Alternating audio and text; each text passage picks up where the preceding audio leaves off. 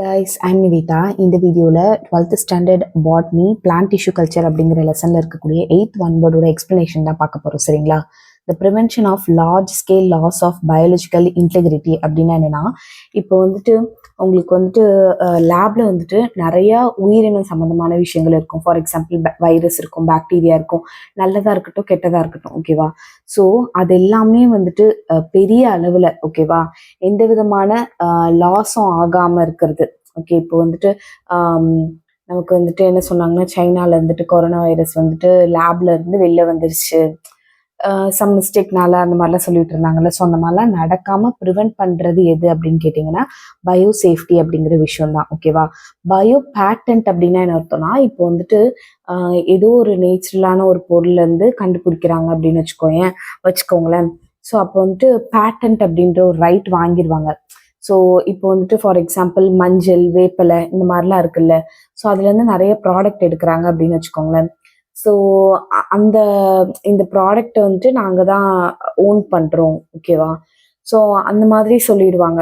ஒரு பர்டிகுலர் இடத்துல போய் பேட்டன்ட் வாங்கினாங்க அப்படின்னா, அதே மாதிரி வேற யாராவது செஞ்சாங்க அப்படின்னா இவங்களுக்கு அவங்க பணம் தரணும். ஓகேவா?